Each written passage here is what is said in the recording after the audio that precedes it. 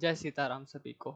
तो आज हम डिस्कस करेंगे कि जो लाइन है कर्म करो फल की इच्छा मत करो, इसके पीछे का एसेंस क्या है। क्योंकि लोग दो उसमें बटे हुए हैं, दो ग्रुप्स में।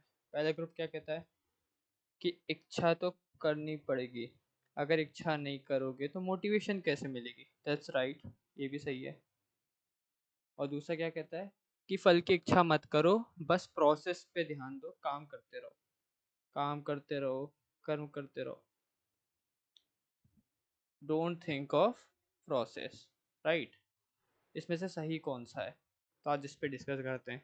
दोनों ही सही हैं। कैसे सही हैं? ये जो फर्स्ट स्टेज है, ये है बिगनर स्टेज।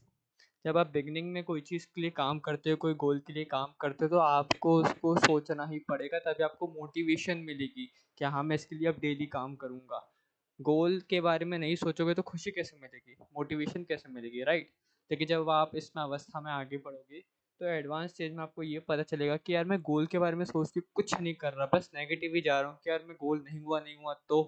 फिर आप एडवांस स्टेज में जब रहोगे तो आपको ये समझ आएगा कि मेन चीज़ गोल नहीं है, मेन है वो प्रोसेस, डेली के टास्क जो आप एग्जीक्यूट करते हो। फिर आप टास्क पे ध्यान दोगे। तो यहाँ पे किस पे आप ध्यान दे रहे थे? यहाँ पे आप ध्यान दे रहे थे गोल पे।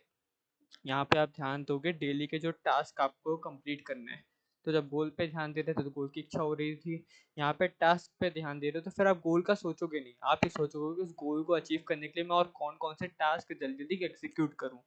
तो बस ये स्टेजेस की बात होती है। बिगिनर में हो तो गोल के बारे में सोचोगे, लेकिन जब एडवांस में आओगे तो टास्क के बारे में सोचोगे, फिर फल की इच्छा ही नहीं होगी, क्योंकि फल पाने के लिए जो स्टेजेस हैं, जो प्रोसेस है, आप उसके ऊपर ध्यान दोगे। That's it.